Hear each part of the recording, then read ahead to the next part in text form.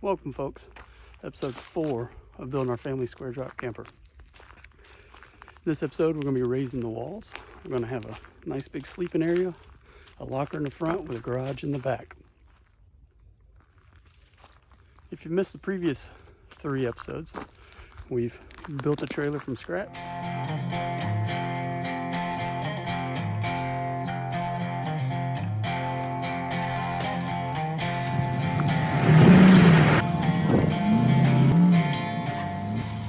We changed that trailer, built the fenders, finished up the metal.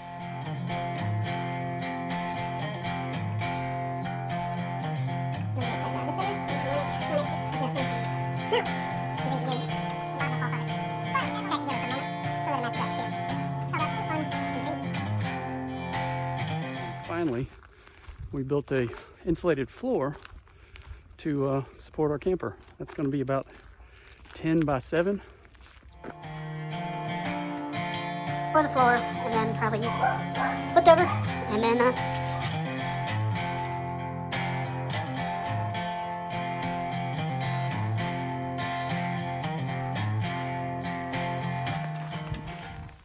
So the whole concept behind the trailer is I've got a family of 5.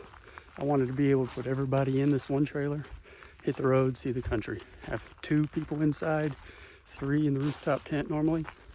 All of our gear, our food, camping supplies, cooking supplies, everything mostly in the trailer with minimal equipment in the tow vehicle. And that way we can come and go as needed from camp without kind of a crowded tow vehicle. The plan is to have a sleeping area that's going to fit a queen size mattress with a pretty large cubby in the front for all of our backpacks and gear. And under that cubby, we're going to have a locker, the width of the trailer, about 2 feet. That's going to house the batteries for now, that might change, wiring, and a slide out cooler, some extra little storage here and there. And then finally in the back, we're going to have a garage, 2 foot long, the width and height of the trailer. That's going to house all of our camping and cooking supply and our food. And eventually down the line, it's going to have a slide out kitchen. That'll basically be everything we need to cook. We can pull over, slide the kitchen out, and it'll be right there ready to go. At least that's the goal. We'll see if it ever happens. With that being said, if you have any questions about why I did something, how I did something, or maybe I missed something, you want to know more about it, just comment below. I'll answer what I can. Hopefully, if it helps somebody, that's great. So let's get to the build. Okay, this is the first load of lumber. We're using some BCX plywood, and the X is exterior glue in it, and the B and the C are the quality. I wanted to use some ACX plywood, but at this time it was just way too expensive, so I went with the BCX. Still had the exterior glue in it.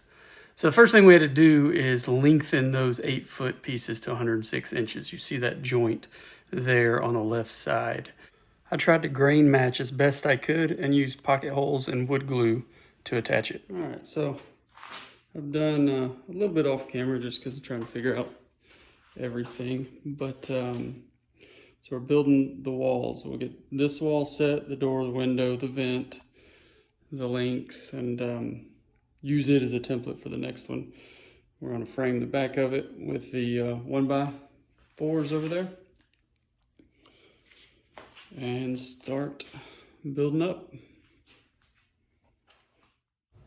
Decisions. That was about the hardest part of this whole build. So right here, just trying to figure out the layout, making sure the door and window are in the right location for everything that's going on now and down the road. You know, is there enough height around the fender, enough room between the door and the future walls that'll be connecting from one side to the other, and just generally trying to do things right the first time so that it all works out as we go forward. And sometimes you have to just stare at it with a confused look and hope you're doing it right. Layout. So I had to step back, turn the time lapse off. So I was trying to trace the openings of the door and the window back there behind it and get it a bit more exact, but that wasn't working. So I had to use the instructions. I had to go to the manual, go to the website and get their dimensions and just draw it up. So I've got 26 by 36 with 4 3/4 corners for the door, and I think it's 13 5/8 by 21 5/8 with 3 1/8 corners for the window, and pretty much same height for the tops, just the way it's working out. Everything seems to be good, so gonna cut a hole and hope for the best.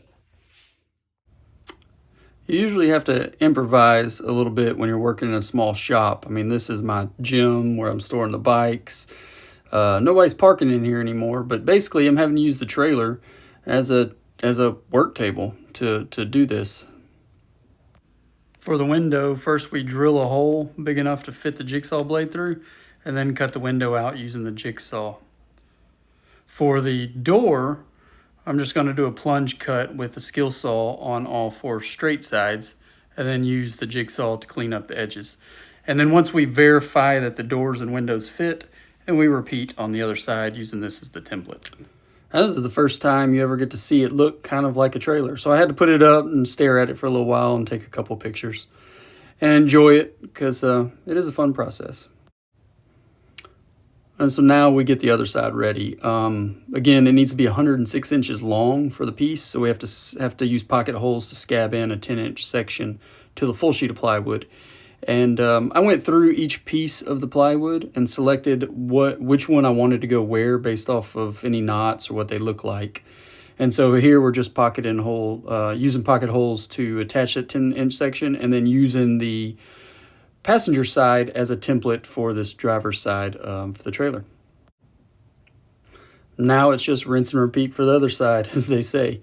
Doing the same thing, cutting the windows, cutting the doors, and sanding both pieces down starting with the back side, because the next step is to use some 1x4s to frame in the interior of the wall.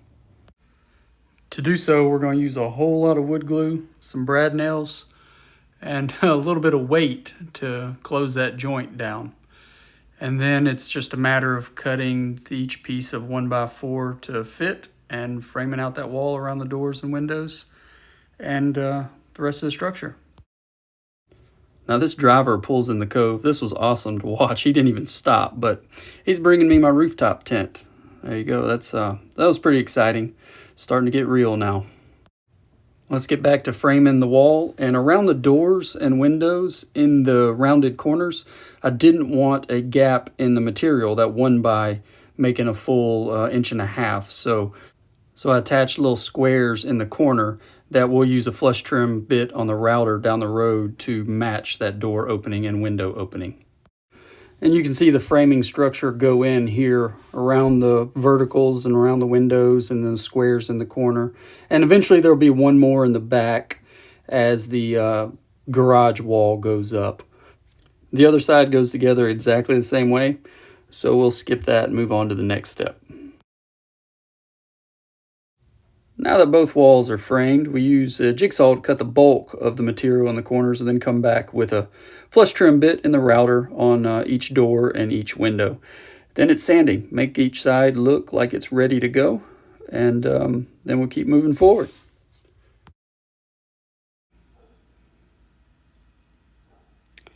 Again, the exterior of this camper is going to be burned slightly, so we pull out the propane torch and get to it.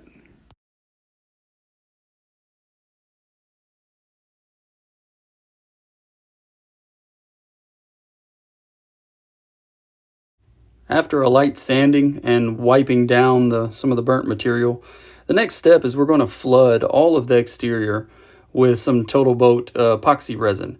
Thin out the first layer and let it really try to soak into the plywood, and then wound up putting 3 coats on top of each section.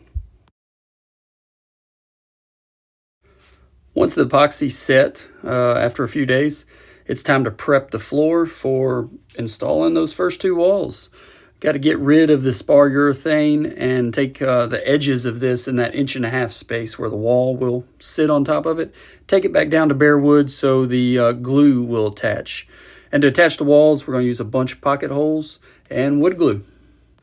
If you've seen the previous builds, you know I caused myself my own problems. One of which was crowning the trailer there. And so what I'm doing now is matching that crown in the floor so that I can cut that out of the cross-facing walls. As with any glue up, no matter how big or small, you should really prep it and practice it first. So this is what I'm doing, kind of building the plan for where I can clamp it, where I'm just going to use pressure and let the pocket holes do their work. So basically a practice run before we actually glue this thing down. And of course, a moment to stare at it, final thoughts, make sure everything seems to be as it should before moving forward. Now we lay out the location for each of the pocket holes, and I only have one of those single jigs rather than the big fancy clamp-in ones. So we clamp at each location and drill the holes.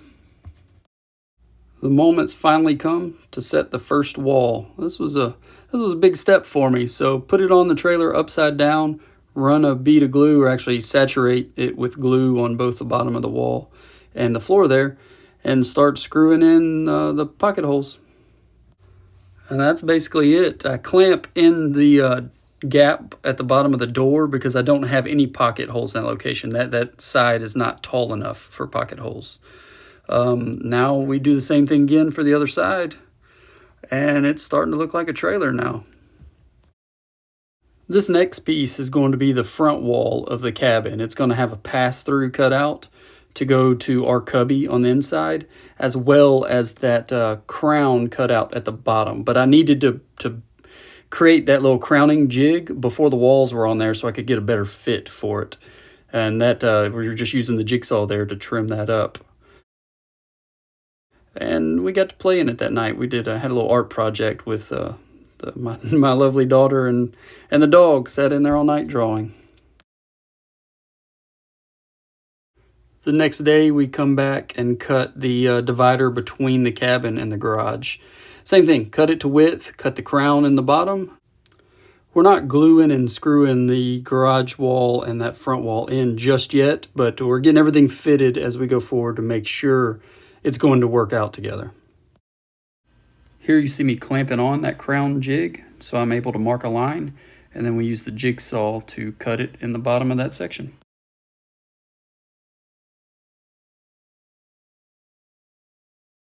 As always, the final thing to do at each step was sand it down completely on both sides, wipe off any of the dust, and get to gluing and screwing it in. The front wall still needed the pass-through cut out, so we'll take care of it now.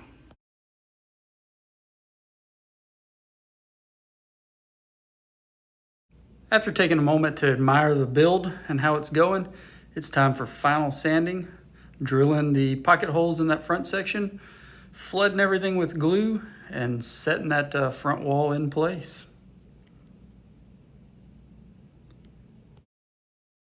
Now that the two interior walls are installed, it's time to address this front section.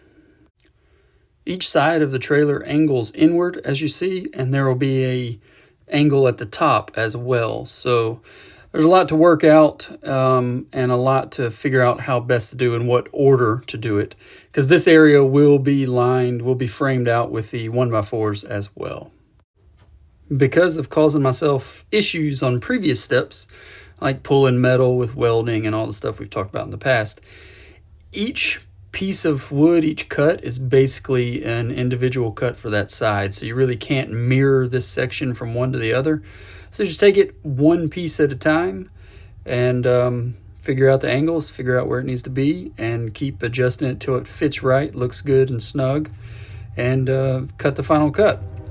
Each side is going to have access to the locker, so basically a door on each side of the locker as well, and that's what I'm laying out here that we're going to cut out, and then wind up using that piece of plywood as the door itself. We'll round over the edges and saturate it in epoxy resin, and I planned on covering it with fiberglass cloth, but as of yet just covered it with same marine topside paint.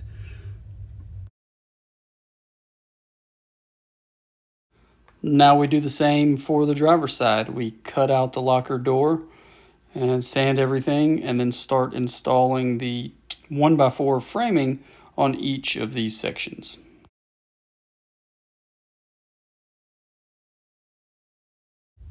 So there were some fairly steep angles and cuts I had to make on the table saw for this. Basically where these side walls matched up with a 90-degree angle at the front of the cabin, and then the split of angle from this side wall to the front section that will go across the front. So on those angles, if you've got a 100-degree angle, if you split it in half at 50 degrees on each cut, it should meet in the middle. The width of the material will match up inside and outside. And that's what I had to calculate for each cut to make sure the pieces line up both inside and outside. So if you have that same 100-degree angle and you cut one of the pieces at 40 degree and the other at 60, the material thickness is not going to match inside to outside. I needed to create an inner lip out of that 1x4 for the locker doors to close onto.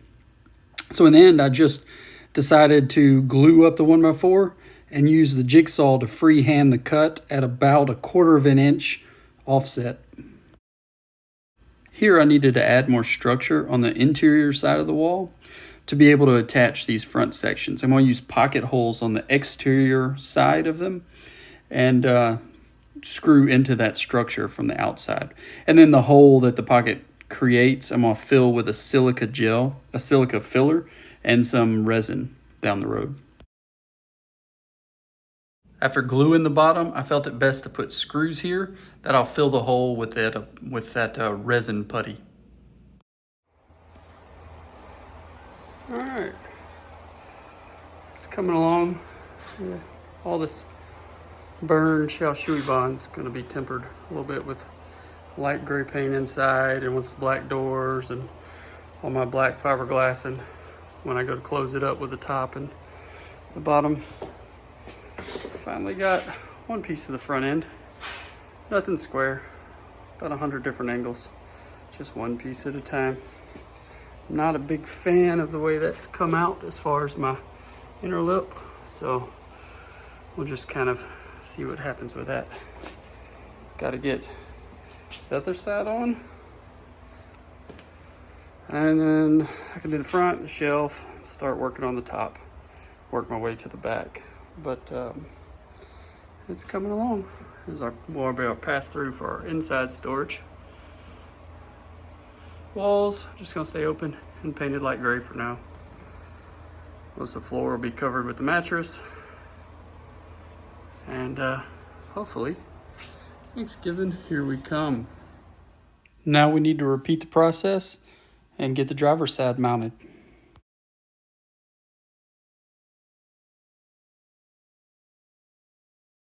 I wound up leaving the full height of these side sections for now.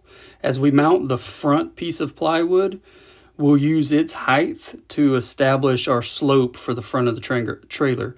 Basically an 11-inch right triangle is what we're looking for, so I still have plenty of room in the internal cubby and in the locker below. So out of all of the exterior walls, this front piece right there in the front didn't line up at the bottom of the trailer. I think I might have cut the length a little short, so there was some space between the front of the trailer and the wall. And I wound up using the same filler method with the polyester resin, which there's a silica filler material you use. Here we are cutting the angle off with a skill saw to set the slope for the front. This piece is going to be the floor of the cubby or the ceiling of the locker, depending on how you're looking at it. So I'm just fitting the 1x4 structure that's going to hold it to give me something to mount to, and then cutting the piece of plywood down, cutting the angles and all of the various little nooks and crannies that need to come out of it to clear 1x material as it mounts in its spot. All right, so we got the front on. We now have our shelf for our storage up front. It's time to do the back and then the roof.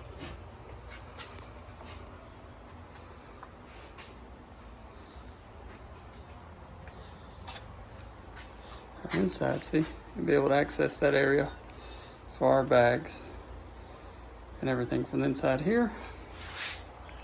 Accent wall. And then now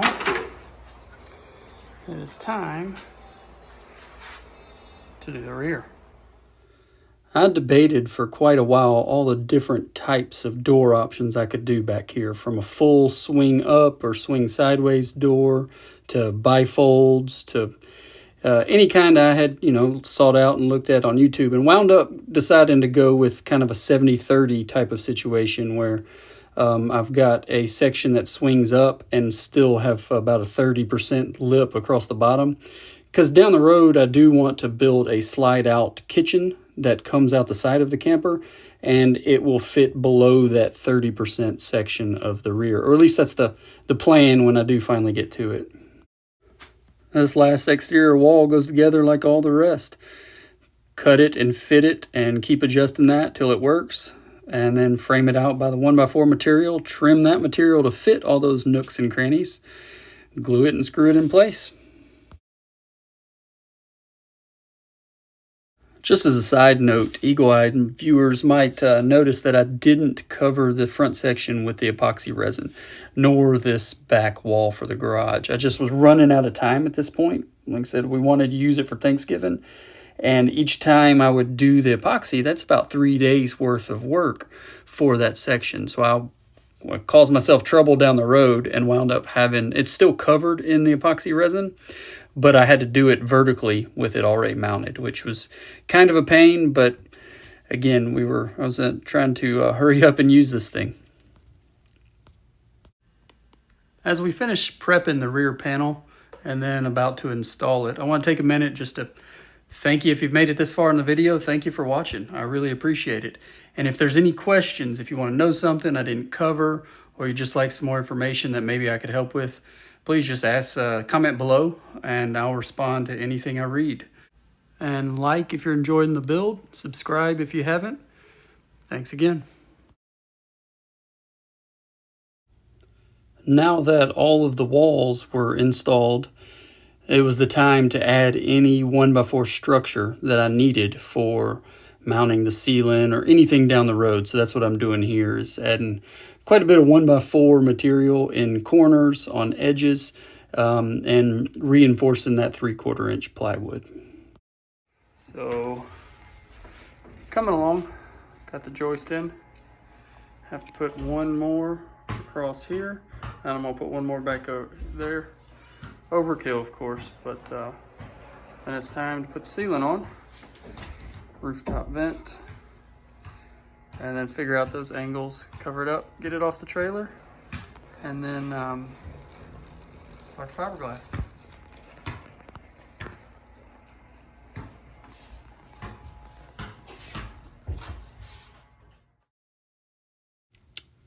Since this video is running a little long, and this seems like a pretty natural spot in the build, I'm going to go ahead and split the build of the actual camper trailer into 2 sections at this point.